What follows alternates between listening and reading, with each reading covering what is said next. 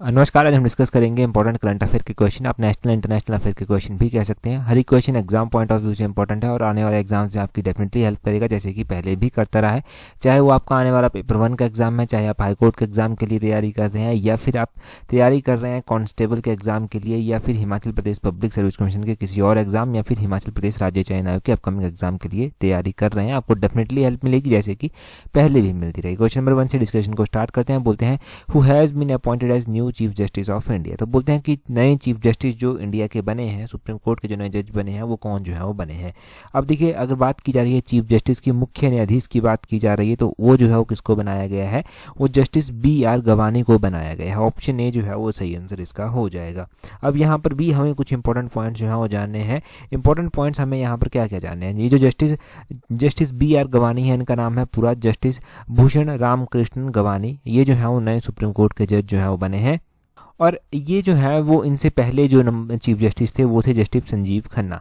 Justice Sanjeev Khanna का जो है ये स्थान लेंगे। और ये कौन से नंबर के चीफ जस्टिस होंगे, ये 52nd नंबर के चीफ जस्टिस जो है वो होंगे। इससे पहले संजीव खन्ना कुछ टाइम पहले ही बने थे, तो हमने पढ़ा था कि ये 51st नंबर के चीफ जस्टिस जो है वो बने हैं। जस्टिस संजीव खन्ना का टेन्योर जो है वो 13 मई को जो है वो स्टार्ट हो जाएगा। तो इनके द्वारा ही जो था वो नाम सजेस्ट किया गया था जस्टिस BR गवानी का। और जस्टिस BR गवानी जो है वो नए चीफ जस्टिस ऑफ इंडिया जो है वो अब होंगे। ये 14 मई से जो है वो कार्यभार जो है वो संभालेंगे। इनके अपॉइंटमेंट जो है वो 14 मई से जो है वो हो जाएगी। अगर हम यहाँ पर बात करते हैं सुप्रीम कोर्ट की, तो सुप्रीम कोर्ट ऑफ इंडिया की अगर हम बात करते हैं, तो सुप्रीम कोर्ट ऑफ इंडिया के बारे में जानना जरूरी है कि first chief justice of supreme court of India कौन थे। तो जो पहले चीफ जस्टिस थे सुप्रीम कोर्ट के, वो थे जस्टिस HJ कानिया। इनका नाम आपने ध्यान रखा है। जस्टिस HJ कानिया का नाम बहुत बार एग्जाम में पूछा जाता है। प्रेजेंट टाइम में तो अभी जस्टिस संजीव खन्ना है, परंतु 14 मई से जो है वो जस्टिस BR गवानी जो है वो नए चीफ जस्टिस बन जाएंगे। अगर सुप्रीम कोर्ट ऑफ इंडिया की स्थापना की बात की जाती है कि इसकी स्थापना कब की गई थी, तो इसकी स्थापना 1950 में जो था वो की गई थी। 1950 में इसकी स्थापना 26 जनवरी को की गई थी। 26 जनवरी 1950 को की गई थी। हालांकि जो पहली हियरिंग इसकी हुई थी वो 28 जनवरी 1950 को जो था वो हुई। तो कई बार 28 जनवरी भी एग्जाम में ऑप्शन जो है वो दिया जाता है, 26 जनवरी ऑप्शन नहीं दिया जाता। तो वो ध्यान रखना है आपने। सुप्रीम कोर्ट ऑफ इंडिया से कौन सा आर्टिकल डील करता है, आर्टिकल यहाँ पर ध्यान रखना है 124 एक आर्टिकल आता है, ये सुप्रीम कोर्ट ऑफ इंडिया से जो है वो डील करता है। आर्टिकल 124 भी क्लियर हो गया। अगला क्वेश्चन देखिए, बोलते हैं which Indian city has issued India's first certified green municipal bond. तो बोलते हैं कि किस भारतीय शहर ने भारत का पहला प्रमाणित ग्रीन म्युनिसिपल बॉन्ड जारी किया है। तो बोलते हैं कि भारत की ऐसी कौन सी सिटी है जिसने पहला ग्रीन म्युनिसिपल बॉन्ड जो है वो जारी किया है, वो है गाजियाबाद सिटी। ऑप्शन सी जो है वो सही आंसर हो जाएगा। अब यहाँ पर भी हमें कुछ पॉइंट जानने को मिलते हैं। ये जो गाजियाबाद म्युनिसिपल कॉरपोरेशन आती है, ये उत्तर प्रदेश स्टेट में जो है वो आती है। और ये जो है वो पहली है इंडिया की जो है वो ऐसी जो है वो MC बनी है जिसके द्वारा जो है वो ग्रीन म्युनिसिपल बॉन्ड जो है वो जारी किया गया है।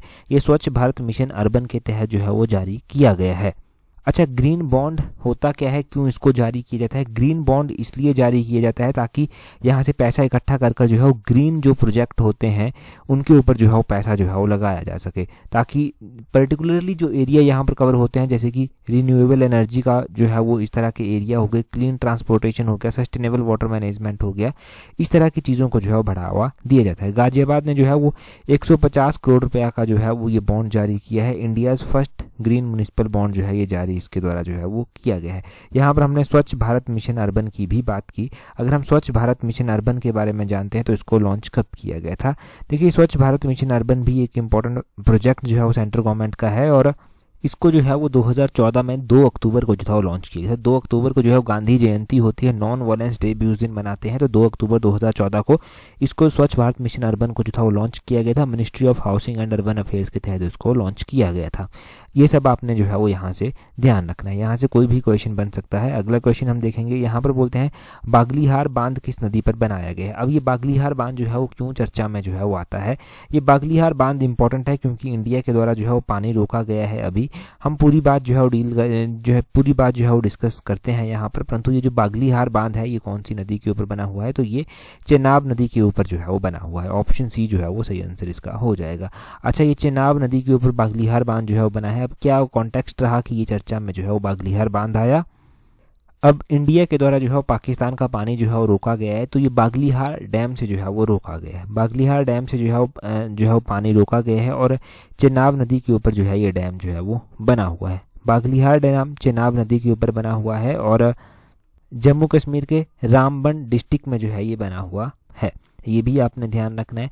यहाँ से ये भी बात करना ज़रूरी है कि इंडस वाटर ट्रीटी के तहत ये कहा गया था कि इंडिया सस्पेंड करता है इंडस वाटर ट्रीटी को। तो इंडस वाटर ट्रीटी का क्वेश्चन हमने पहले भी पढ़ा था।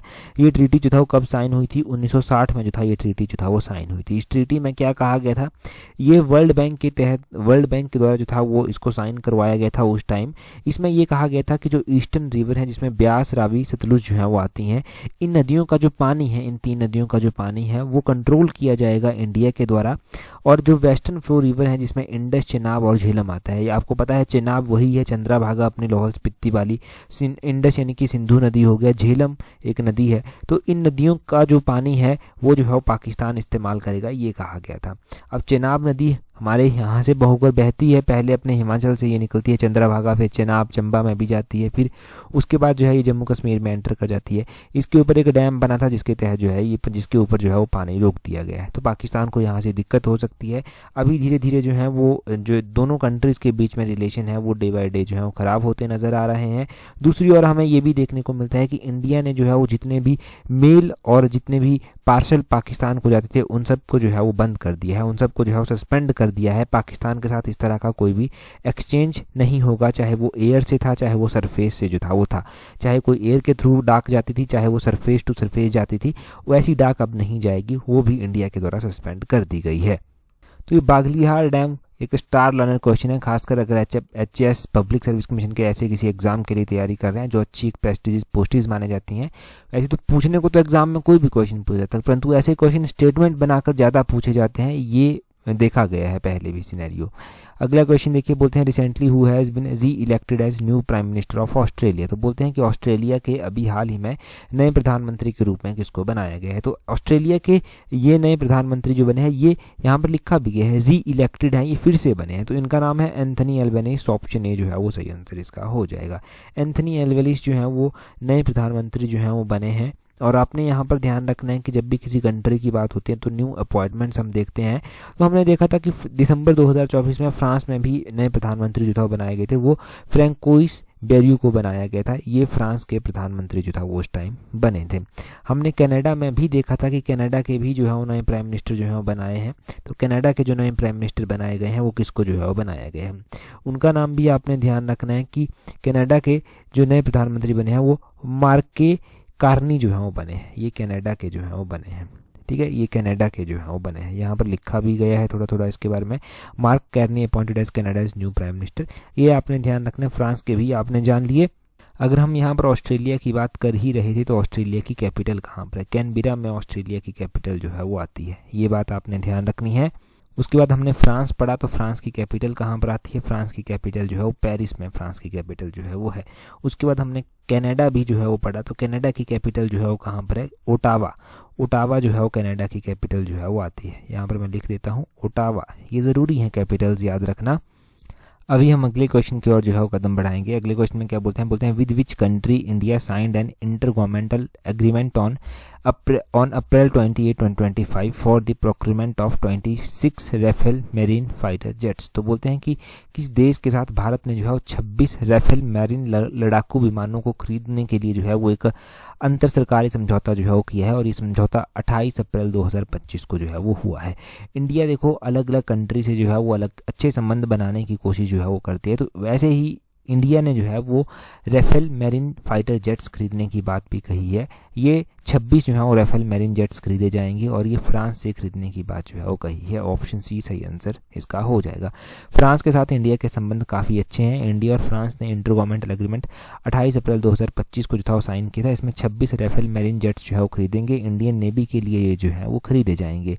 ये जो है वो इसमें जो है वो अलग अलग तरह के वेपन्स हो गया, लॉजिस्टिक सपोर्ट हो गया, और भी बहुत सारी चीज़ें इक्विपमेंट्स हैं जो इंडियन एयरफोर्स के लिए जो है वो राफेल फ्लीट में रहेंगे। और बोला गया है यहाँ पर कि इंडिया जो है वो आत्मनिर्भर भारत की ओर भी बढ़ रहा है। 1000 ऑफ जॉब्स MSME यानी कि micro small medium enterprises job जो है यहाँ से क्रिएट करने की बात कही गई है। राफेल मैरिन जो है वो इंडिया की नेवल पावर जो है वो उसको एनहांस करेगा। इन दोनों कंट्रीज़ के बीच में यहाँ से रिश्ते भी जो हैं वो कठोर होंगे, मजबूत होंगे। और डिलीवरी अगर हम बात करें तो इसकी डिलीवरी जो है वो 2030 तक जो है वो हो जाएगी, ये बात जो है वो कही गई है। अगर हम बात कर रहे हैं इंडिया और फ्रांस की ही, तो इंडिया और फ्रांस के बीच में जो है वो कोई एक्सरसाइज भी होती है, तो वो कौन सी एक्सरसाइज जो है वो होती है। तो इंडिया और फ्रांस के बीच में आपने ध्यान रखना है कि जब भी हम एक्सरसाइजेज की बात करते हैं तो शक्ति एक्सरसाइज इंडिया और फ्रांस की आर्मी के बीच में होती है, गरुड़ एक्सरसाइज इंडिया और फ्रांस की एयरफोर्स के बीच में होती है, और वरुण एक्सरसाइज जो है वो इंडिया और फ्रांस की नेवी के बीच में होती है। तो हमारे जो है वो इस तरह के जो डिफेंस रिलेशन है एक दूसरे के साथ वो भी अच्छे हैं। हम तीनों, आर्मी भी, एयरफोर्स भी और नेवी भी, इन तीनों सेनाओं के साथ जो है वो फ्रांस की एक्सरसाइजेज जो है वो करते हैं। आर्मी के साथ शक्ति ध्यान रह जाएगा, एयरफोर्स के साथ गरुड़ और नेवी के साथ वरुण जो है वो ध्यान रह जाएगा। बस इतना सा आपने ध्यान रख लेना है। अगले क्वेश्चन की ओर जो है हम कदम बढ़ाएंगे, परंतु उससे पहले देखिए, अगर आप तैयारी कर रहे हैं अपकमिंग पेपर 1 के लिए, आप हाईकोर्ट के एग्जाम के लिए तैयारी कर रहे हैं, या फिर Himachal Pradesh public service commission के किसी अपकमिंग एग्जाम के लिए तैयारी कर रहे हैं, चाहे आप राज्य चयन आयोग के अपकमिंग एग्जाम TGT, JBT जैसे एग्जाम्स के लिए तैयारी कर रहे हैं, तो आप हमारी कॉम्प्रिहेंसिव टेस्ट सीरीज को टाइमली ज्वाइन कर सकते हैं, जिसका लिंक नीचे डिस्क्रिप्शन बॉक्स, कमेंट बॉक्स में दिया गया है। स्लॉट 1 ऑलरेडी हमारा फुल हो चुका है, स्लॉट 2 भी ऑलमोस्ट फुल होने वाला है। लिंक नीचे डिस्क्रिप्शन बॉक्स, कमेंट बॉक्स में दिया गया है, वहाँ से टाइमली ज्वाइन कर लेना, क्योंकि नई सिलेक्शन प्रोसेस का आपको पता चल गया है कि उसके लिए भी सहमति कैबिनेट से मिल गई है। अब वैकेंसीज एक्सपेक्टेड हैं कि जल्दी आ जाएंगी, और अगर आप तैयारी कर रहे हैं तो प्रॉपरली कोशिश कीजिए कि एक प्रॉपर शेप जो है वो दे पाएँ, क्योंकि बहुत लंबे टाइम के बाद ये वैकेंसीज आएंगी, जब भी आएंगी, और इसमें जो है वो चूक नहीं होनी चाहिए, कोई गुंजाइश नहीं है, क्योंकि इसके बाद कब मौका मिलेगा वो नहीं पता। PGT का मौका जिनके हाथ से चला गया है वो चला गया है, TGT का, JBT का, या फिर कोई अपकमिंग वैकेंसीज है उनका मौका हाथ से जाने ना दे। एक बार ये अपॉर्चुनिटी चली गई, दूसरी बार नहीं आएगी। अभी आप जी जान लगाकर मेहनत कीजिए। अगर टेस्ट सीरीज ज्वाइन करनी है तो नीचे डिस्क्रिप्शन बॉक्स, कमेंट बॉक्स में उसका लिंक दिया गया है। क्वेश्चन नेक्स्ट देखिए, बोलते हैं the 28th national conference on e-governance will be hosted by which of the following statement. अब देखो, ई-गवर्नेंस की ओर वैसे भी ज़्यादा ध्यान जो है वो जा रहा है, तो नेशनल कॉन्फ्रेंस ऑन ई-गवर्नेंस जो है वो होस्ट की गई। ये 28th नंबर की ई-गवर्नेंस जो थी नेशनल कॉन्फ्रेंस ऑन ई-गवर्नेंस, ये 28th नंबर की थी, और इसको जो था वो आंध्र प्रदेश स्टेट के द्वारा जो था वो होस्ट किया गया। किसके द्वारा? आंध्र प्रदेश स्टेट के द्वारा 28th नेशनल ई कॉन्फ्रेंस को जो है वो होस्ट किया गया। इसको जून 9 से जून 10 के बीच में विशाखापट्टनम, आंध्र प्रदेश में किया गया। Theme of the 2 day conference, ये 2 दिन की कॉन्फ्रेंस थी। इसकी जो थीम थी वो थी Viksit Bharat, civil services and digital transformation. अभी तो जून 9 को ये हो जाएगी, जून 9-10 को ये हो जाएगी आंध्र प्रदेश में, तो एक बार फिर से क्वेश्चन बन जाएगा। परंतु आप ये समझिए इसकी थीम इंपॉर्टेंट है, 2 दिन की ये कॉन्फ्रेंस है, 9 जून और 10 जून को होगी, विशाखापट्टनम आंध्र प्रदेश में होगी। इसकी थीम काफ़ी इंपॉर्टेंट है, Viksit Bharat, civil services and digital transformation, इसकी थीम जो था वो रखी गई थी। चलो, थीम भी याद रह जाएगी, ये कॉन्फ्रेंस कहाँ पर होस्ट की जाएगी वो भी याद रह जाएगा। हम एग्जाम पॉइंट ऑफ व्यू से इतना सा ही इस परियोजना के बारे में जो है वो पढ़ेंगे, परंतु हम यहाँ से एक और चीज़ देख लेंगे। हम मैप को रिवाइज करना नहीं भूलना चाहते, तो हम एक बार आंध्र प्रदेश को मैप में देख लेते हैं। आंध्र प्रदेश ये स्टेट है आपका तेलंगाना आंध्र प्रदेश से ही अलग होकर जो है वो बना है। आंध्र प्रदेश की अगर हम बात करते हैं तो ये एक तो यहाँ पर नीचे की ओर देखेंगे तो तमिलनाडु के साथ बाउंड्री शेयर करता है, साइड में अगर आप देखेंगे तो ये कर्नाटक के साथ, और ऊपर की तरफ देखेंगे तो तेलंगाना के साथ और उड़ीसा के साथ भी यहाँ पर ये बाउंड्री जो है वो शेयर करता है। ठीक है, तो इन ये स्टेट के साथ जो है बाउंड्री शेयर करता है। ये 4 स्टेट आपने ध्यान रखने हैं जिनके साथ जो है वो इसकी बाउंड्री जो है वो लगती है आंध्र प्रदेश की, तेलंगाना, कर्नाटक, तमिलनाडु, उड़ीसा। अगर आप ऐसे स्टेट वाइज जो है वो धीरे धीरे कर जो है वो याद रखेंगे तो डेफिनेटली आपको ये पूरा मैप ही इंडिया का याद हो जाएगा। पूरे मैप से कोई भी क्वेश्चन पूछा जाए आप ऑप्शन को वहाँ पर एलिमिनेट कर पाएंगे और आंसर जो है वो कर पाएंगे सही तरीके से। अगले क्वेश्चन की ओर जो है वो चलेंगे। अगले क्वेश्चन में बोलते हैं which of the following city is the host of yoga महोत्सव 2025। तो बोलते हैं निम्नलिखित में से कौन सा शहर योगा महोत्सव 2025 की मेजबानी जो है वो करेगा। अभी इंटरनेशनल योगा डे भी जो है वो आ रहा है, इंटरनेशनल योगा डे आ रहा है तो योगा महोत्सव की बात की जाने जो है वो इम्पोर्टेंट है। अब बोलते हैं कि इंटरनेशनल योगा महोत्सव जो है वो कौन से शहर जो है वो इसको होस्ट करेगा। तो नासिक सिटी है मध्य प्रदेश की जो इसको होस्ट जो है वो करेगी, नासिक सिटी जो है वो इसको होस्ट करेगी। अगर हम इंटरनेशनल योगा डे की बात करते हैं तो ये कब मनाया जाता है? ये 21 जून को जो है वो मनाया जाता है। 21 जून को हर साल जो है वो मनाया जाता है। और अगर हम 2025 में इसको देखते हैं कि 2025 में इसको होस्ट कौन सा स्टेट जो है वो करेगा, तो 2025 में इसको नासिक जो है मध्य प्रदेश जो है वो इसको होस्ट करने वाला है। 2025 में इसकी थीम रखी गई है yoga for one earth one health. यहाँ पर थीम लिख ही देते हैं, लिखने से वैसे भी चीज़ें याद रहती हैं। यहाँ पर मैं लिख रहा हूँ yoga for one earth one health. ठीक है जी, ये इसकी थीम है। ठीक है, ये आपने ध्यान रखना, ये इसकी थीम जो है वो रखी गई है। इंटरनेशनल योगा डे हर साल मनाया जाता है और हर साल ये किसी ना किसी पेपर में पूछा ही जाता है। ये एक ऐसे डे हैं कि इनको अगर आप याद करते हैं तो कभी भी ये आपको जो है वो नेगेटिव की ओर नहीं ले जाएंगे। ये डे ऐसे हैं कि ये पॉजिटिव में ही आपकी स्कोरिंग जो है वो करवाएंगे, आपके नंबर ही बढ़ाएंगे एग्जाम में। तो इसकी थीम, ये कब मनाया जाता है, कहाँ पर होस्ट किया जाएगा, बस उतना सा काफ़ी है। अगले क्वेश्चन में बोलते हैं the Asian games 2026 will be held in which of the following country. तो बोलते हैं 2026 की जो एशियन गेम्स होंगी वो कौन सी कंट्री में जो है वो होंगी, कौन सी कंट्री इनको होस्ट करने वाली है। तो क्यों ये चर्चा में आया वो भी जानेंगे, परंतु जो एशियाई खेलें होंगी 2026 की, उनको जो है वो कौन सी कंट्री जो है वो होस्ट करेगी, जापान उनको होस्ट करेगा, ये बात है। अब देखो बोलते हैं क्रिकेट को जो है वो एशियन गेम्स 2026 में रखने की बात है। उसके अलावा जो है वो मिक्स्ड मार्शल आर्ट जो है उसको पहली बार जो है वो एशियाई गेम्स में जो है वो शामिल करने की तैयारी जो है वो की जा रही है। 2026 की एशियाई गेम्स की बात क्यों हुई, क्योंकि क्रिकेट को जो है वो क्रिकेट को जो है वो बरकरार रखने की बात कही गई है और मिक्स्ड मार्शल आर्ट जो है वो पहली बार शामिल करने की जो है वो बात कही गई है। इसलिए एशियन गेम्स जो है वो चर्चा में जो है वो आई। अब एशियन गेम्स की जब बात हो ही रही है तो ये भी देख लेते हैं कि कब कब इसको किसके द्वारा जो है वो होस्ट जो है वो किया गया था। इससे पहले जब ये हुई थी 2022 में तो चाइना के होंगजोंग रीजन में जो था उनको किया गया था। 2022 से पहले 2018 में ये हुई थी, क्योंकि ये 4 सालों के इंटरवल के बाद ये होती हैं। तो 2018 में इसको जो था वो इंडोनेशिया के जकार्ता में जो था वो होस्ट किया गया था। 2018 से पहले 2014 में हुई थी तो साउथ कोरिया के इंचेन रीजन में जो था वो इसको किया गया था। अभी 2026 में ये जापान में होने जा रही है, तो जापान के जो नगोया है, नगोया में जो है वो इसको किया जाएगा। अब नगोया का नाम आपने सुन लिया तो नगोया एक प्रोटोकॉल भी है। ये नगोया प्रोटोकॉल जो था वो कब साइन जो था वो हुआ था, ये आपको पता होना चाहिए। ये नगोया प्रोटोकॉल किससे रिलेटेड है ये पता होना चाहिए। नगोया प्रोटोकॉल जो है, जो हमारे जेनेटिक रिसोर्सेज हैं उनके फेयर और इक्विटेबल शेयरिंग के बेनिफिट को लेकर जो है वो संबंधित है कि जो जेनेटिक रिसोर्सेज हैं वो सबको इक्वली जो है वो उनको मिलने चाहिए, उसमें कोई भेदभाव जो है वो नहीं होना चाहिए। तो ये जेनेटिक रिसोर्सेज से संबंधित है, उन तक सबकी एक्सेस हो सके उससे जो है ये संबंधित है। अगर हम बात करते हैं कि ये प्रोटोकॉल कब अडॉप्ट किया गया था, तो नगोया प्रोटोकॉल जो था वो 2010 में जो था वो अडॉप्ट किया गया था। तो ये भी क्वेश्चन एग्जाम में पूछ जाता है कि ये नगोया प्रोटोकॉल कब साइन हुआ था। 2010 में हुआ था, ऑफिशियली बाद में चलकर ये 2014 में अस्तित्व में जो था वो आया था।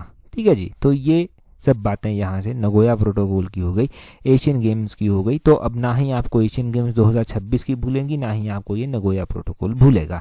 आगे बोलते हैं which of the following India's portal for official disaster warning from authorised sources. तो बोलते हैं निम्नलिखित में से कौन सा अधिकृत सोर्सेज से आधिकारिक आपदा चेतावनी के लिए भारत का पोर्टल है।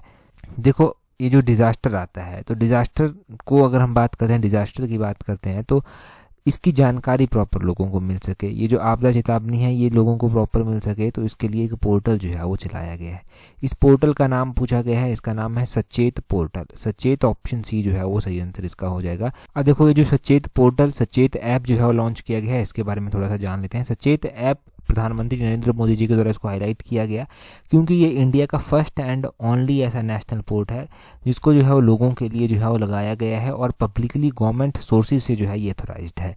इसमें होता क्या है, इसमें जो है वो अलर्ट बताया जाता है, कोई भी डिजास्टर रिलेटेड अलर्ट आएगा वो बताया जाएगा, चाहे डिजास्टर कोई भी हो, चाहे वो फ्लड है, चाहे वो साइक्लोन है, चाहे वो लैंडस्लाइड है, डायरेक्टली जो है वो गवर्नमेंट सोर्सेज से अथोराइज कर जो है वो लोगों को जानकारी दी जाएगी। लोग क्या कर सकते हैं, यहाँ से लोगों को अगर अच्छी फास्ट इन्फॉर्मेशन मिलेगी तो लोग जो है वो अच्छे से तैयारी कर सकते हैं डिज़ास्टर से निपटने के लिए, और लोगों की सेफ्टी को जो है वो इंश्योर किया जा सकता है। तो सिस्टम की भी ये हेल्प करेगा और लोगों की भी हेल्प करेगा, ठीक है। तो इसलिए ये पोर्टल जो है वो काफ़ी इंपॉर्टेंट है। सचेत पोर्टल, सचेत ऐप जो है ये है जिसको लॉन्च किया गया है।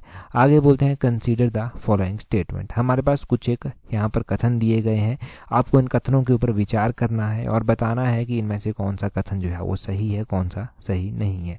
बोलते हैं बांधवगढ़ नेशनल पार्क जो सिचुएटेड इन मध्य प्रदेश की, ये बांधवगढ़ नेशनल पार्क जो है वो मध्य प्रदेश में जो है वो स्थित है। दूसरे में बोलते हैं project tiger was launched in 1973। Project tiger जो था वो 1973 में लॉन्च किया गया था। हमारे पास सबसे पहली स्टेटमेंट देखिए, बोलते हैं बांधवगढ़ नेशनल पार्क ये जो है वो मध्य प्रदेश में स्थित है। बिल्कुल सही बात है, बांधवगढ़ नेशनल पार्क जो है वो मध्य प्रदेश में ही जो है वो स्थित है। और पहली स्टेटमेंट हमारे पास जो है वो सही हो गई। और दूसरी स्टेटमेंट में बोलते हैं कि ये जो प्रोजेक्ट टाइगर है इसको 1973 में लॉन्च किया गया था। ये बात भी बिल्कुल सही है कि प्रोजेक्ट टाइगर को 1973 में ही जो था वो लॉन्च किया गया था, तो दूसरी स्टेटमेंट भी सही है। आगे क्या बोला गया है, कंसीडर द फॉलोइंग स्टेटमेंट। तो बोथ 1 और 2 आर करेक्ट, ये दोनों ही स्टेटमेंट्स हमारे पास यहाँ पर सही जो है वो दी गई हैं। अच्छा, अब हम यहाँ पर और भी बातें देख लेते हैं, और भी चीज़ों के बारे में यहाँ पर चर्चा जो है वो कर लेते हैं। हमारे पास ये बांधवगढ़ टाइगर रिजर्व, इसको नेशनल पार्क भी है, टाइगर रिजर्व भी है, ये क्यों जो है वो चर्चा में आता है? ये चर्चा में इसलिए आता है, पहले ये जानिए, क्योंकि एक पिटीशन फाइल की गई थी कि बांधवगढ़ नेशनल पार्क में जो है वो इलीगल माइनिंग जो है वो हो रही है। तो सुप्रीम कोर्ट के द्वारा इस पिटीशन को जो है वो डिसमिस कर दिया गया है और पिटिशनर जिसने पिटीशन फाइल की थी उसके ऊपर 1 लाख की पेनल्टी जो है वो लगाई गई है। इसलिए ये चर्चा में जो है वो आता है। तो हमें यहाँ से बांधवगढ़ नेशनल पार्क के बारे में जानने को मिलता है कि ये कहाँ पर मध्य प्रदेश में जो है वो स्थित है।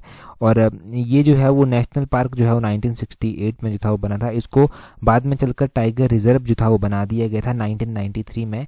ये जो प्रोजेक्ट टाइगर 1973 में लॉन्च किया गया था, इसके तहत ही इसको टाइगर रिजर्व का दर्जा दिया गया था और 1993 में इसको टाइगर रिजर्व का जो था वो दर्जा दिया गया था। इसलिए ये चर्चा में आया, ये पता चलता है। अब हम और भी ऐसे नेशनल पार्क या फिर टाइगर रिजर्व्स के बारे में जानते हैं। मध्य प्रदेश में ऐसे ही हमारे पास गांधी सागर सेंचुरी जो है वो आ जाती है। मध्य प्रदेश में पंचमढ़ी सेंचुरी जो है वो हमारे पास आ जाती है। हमारे पास सुंदरबन टाइगर रिजर्व आता है वेस्ट बंगाल में। जलदापरा सेंचुरी आती है वेस्ट बंगाल में। कॉर्बेट नेशनल पार्क आता है उत्तराखंड में। दुधवा नेशनल पार्क ये भी उत्तर प्रदेश में ही जो है वो आता है।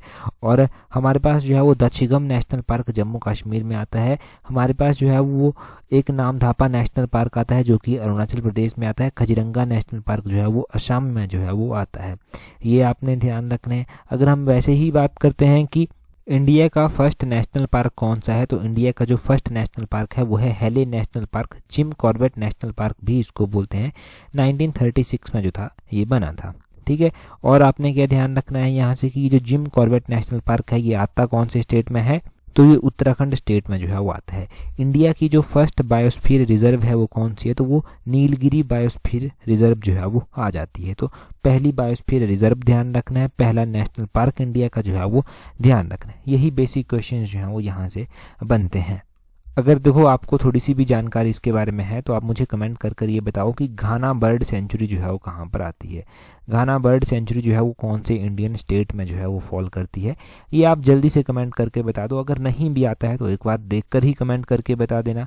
यहाँ से अच्छा खासा रिवीजन आपका हो जाएगा, याद भी रहेंगी चीज़ें, आपको ऐसे ही याद रहती हैं चीज़ें। वीडियो देखने का मतलब ये नहीं कि आए, वीडियो देखी, 1-2 पॉइंट नोट किए और चले गए, नहीं। जो भी एक पॉइंट 1 मिनट पर बोला गया है वो सारा पॉइंट आपको याद होना चाहिए। अगर आप इस बात को लेकर सीरियस हैं तो यकीन मानिए कि इसके रिजल्ट बहुत अच्छे जो हैं वो पहले देखे गए हैं और डेफिनेटली आगे भी बहुत अच्छे देखने को जो है वो मिलेंगे। आप खुद रियलाइज इन चीज़ों को करेंगे अगर ऑनेस्टली आप काम करते हैं। अगला क्वेश्चन देखिए, बोलते हैं what is the name of military exercise conducted by the Indian air force following the Pahalgam terror attack. तो बोलते हैं पहलगाम आतंकी हमले के बाद भारतीय वायुसेना द्वारा किए गए सैन्य अभ्यास का क्या नाम है। तो पहलगाम में जो है वो एक टेरर अटैक होता है, काफ़ी लोग वहाँ पर मारे जाते हैं। उसके बाद जो है वो इंडियन मिलिट्री के द्वारा भी जो है वो एक एक्सरसाइज की गई, तो उसका नाम यहाँ पर पूछा गया। 4 ऑप्शंस आपके पास दिए गए हैं, आप जल्दी से कमेंट कर जो है वो अपना आंसर बता दीजिए। इससे पहले जो मिशन एलाइड का पार्ट था उसमें पहला ही क्वेश्चन हमने ये पढ़ा था। अगर आपने टेलीग्राम पर हमें ज्वाइन नहीं किया है तो अपने टेलीग्राम से सर्च करना है @allexam31, आपको हमारा टेलीग्राम चैनल मिल जाएगा। टेलीग्राम पर ज्वाइन कर लीजिए ताकि आने वाले एग्जाम्स की हर एक अपडेट वहाँ पर आपको मिलती रहे। That's all for today. Thank you very much for watching and listening it very patiently.